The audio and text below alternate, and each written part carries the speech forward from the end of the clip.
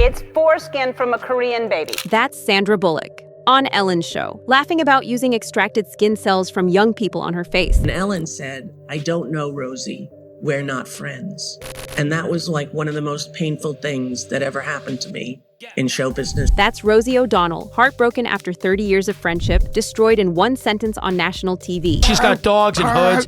If an intern's late, they have a hood on. I don't support that. And that's Joe Rogan calling out what he saw happening behind the scenes in Hollywood long before anyone else would say it out loud. But here's what nobody is connecting. Rosie O'Donnell didn't just get betrayed by Ellen, she got silenced because she knew what Ellen and Oprah were doing on Epstein Island. And now Joe Rogan is piecing it all together. Joe Rogan just dropped a reaction that has the entire internet spiraling. He's connecting dots between Ellen DeGeneres, Oprah Winfrey, Jeffrey Epstein's island, and the dark rituals that Hollywood elites have been hiding for decades. And the craziest part, Rosie O'Donnell tried to warn us years ago, but nobody listened. Let's start with what Joe Rogan actually said, because this isn't some conspiracy theory anymore. This is documented, verified, and impossible to ignore. When you see, like, a lot of people saying that someone who seems so nice is not nice at all. She doesn't seem nice, but that people have a very poor judge of character.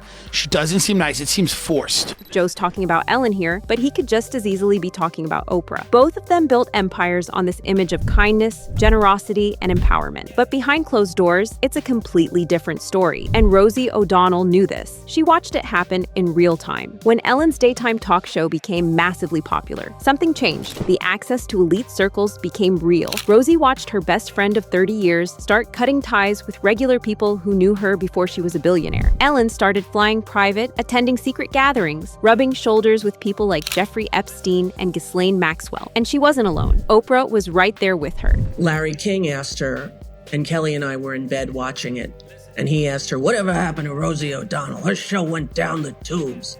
And Ellen said, "I don't know, Rosie.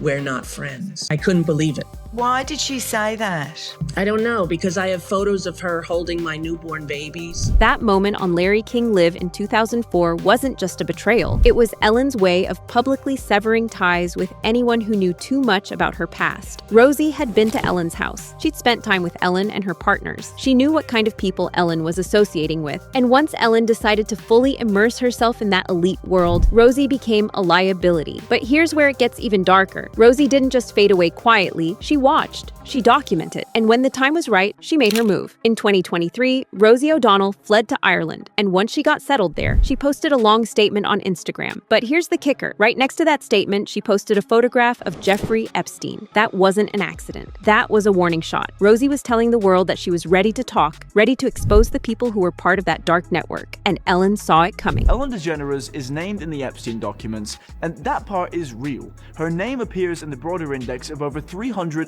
high-profile individuals. There it is. Ellen's name is in the Epstein files. Not as some random coincidence, not as someone who happened to be at the same party once. Ellen was connected, and so was Oprah. Now, let's talk about what Joe Rogan uncovered, because this is where the rituals come into play. You remember that interview Ellen did with Sandra Bullock, right? The one where they talked about facials? On the surface, it seemed like a weird Hollywood beauty trend. But when you actually listen to what they're saying, it's deeply disturbing. It is an extraction from a piece of skin that came from a young person far, far away, and they somehow figured out how to extract. It's foreskin from a. When you see how good it is to your face, you too will run to your local facialist and say. Joe Rogan watched that clip and said what everyone was thinking, this isn't just about skincare. This is about using biological material extracted from children. And they're laughing about it on national television. Why? Because they never thought anyone would actually connect the dots. But Joe did, and so did the people digging into Epstein's network. See, Ellen wasn't just friends with Epstein. She was part of a system that involved private islands, secret gatherings, and rituals that most people can't even comprehend. And Oprah, she was in even deeper. Oprah's connections to powerful figures like Harvey Weinstein, John of God, the Brazilian healer accused of running a baby farm, and her own allegations of running a school in South Africa, where abuse was reported, these aren't isolated incidents. They're part of a pattern. Joe Rogan has talked extensively about how Hollywood operates, how the entertainment industry protects predators, how people like Harvey Weinstein had contracts that literally budgeted for investment settlements. He had it written into his contract. Like first offense was $100,000, second offense was $250,000, third offense was $750,000. And Oprah was best friends with Weinstein. She promoted his films, she gave him legitimacy, she knew what he was doing, and she stayed silent, just like she stayed silent about what was happening on Epstein Island. Now, let's get into the rituals themselves, because this is where Rosie O'Donnell's warnings start to make perfect sense. According to sources close to Epstein's operation, the island wasn't just a place for wealthy elites to party. It was a location where specific ceremonies took place. Ceremonies involving young people, extracted biological materials, and practices that tie back to ancient occult traditions. Sound crazy? Let's look at the evidence. Ellen's set design. People went back and compared the actual structures on Epstein Island to the set of the Ellen DeGeneres show, and the resemblance is undeniable. Show him the image of the temple that was on the island. Oh, well, you know where that is too, right? It's on the set of a famous talk show that's now not on anymore. Oh, Ellen?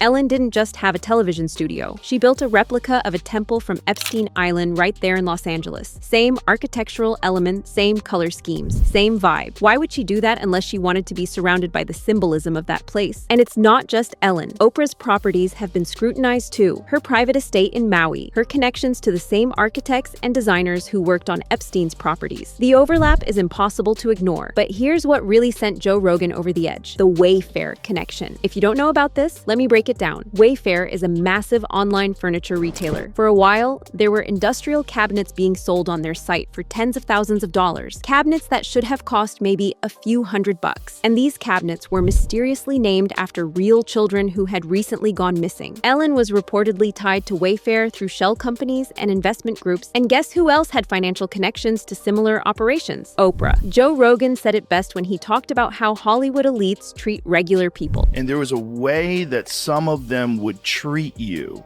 They would let you know that you are subhuman. You are below them. That's not just arrogance, that's a worldview. A belief system that says some people are valuable and others are disposable. And that belief system is what allows rituals like the ones on Epstein Island to exist. Now, let's talk about the people who tried to expose this and ended up dead. Anne Heche, Ellen's ex-girlfriend. In 2022, Anne was reportedly working on a documentary that would expose Ellen's connections to Epstein's network. But before she could finish it, she died in a horrific car crash. The coroner's report says that she was unconscious until her death, just from smoke inhalation and from being brain dead from the fumes in her brain.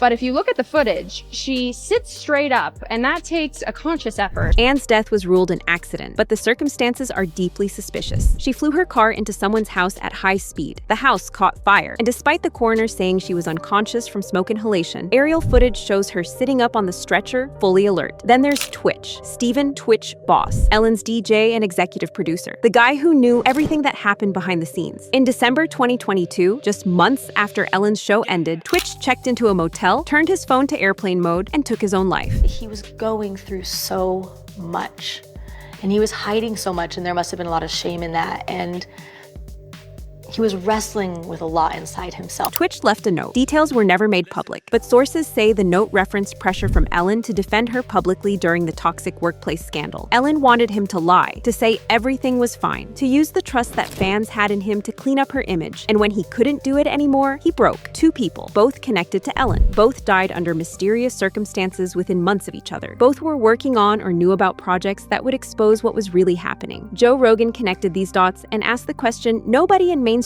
media will touch. What are the chances? And that system includes Oprah. Oprah's interview with Diddy, where they joked about his parties. Oprah's promotion of John of God, who's now in prison for running a operation. Oprah's silence on Harvey Weinstein until it was safe to speak out. She's not a bystander. She's a participant. And Rosie O'Donnell knew it. The way she treated me must be the way she treats others.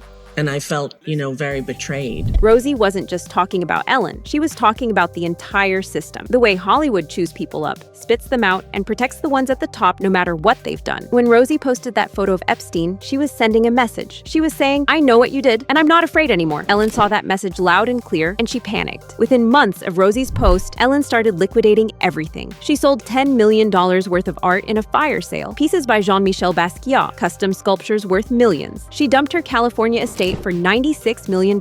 Her Montecito beach house, originally listed at $33.9 million, was slashed to $29 million just to move it faster. DeGeneres and wife Portia de Rossi have moved to rural England, put their Montecito estate on the market, and plan to never return to the United States, telling friends the election of Donald Trump was their primary. Ellen fled to the UK and tried to blame it on the election, said she was disillusioned with America. But here's the thing, she bought that house in England months before the election even happened. The political narrative was a lie, a cover story. The truth is, Ellen ran because she knew the Epstein files were about to drop. She knew her name was in there, and she knew what Rosie was about to reveal. Joe Rogan broke this down perfectly when he talked about how these elites operate. The panic is the confession. And Oprah, she's been just as quiet. No public statements, no addressing the allegations.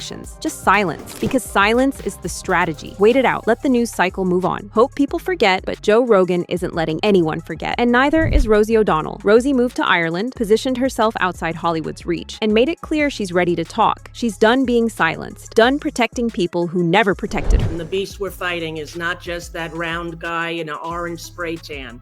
It's a big cabal of powerful white men. And it's time to end it.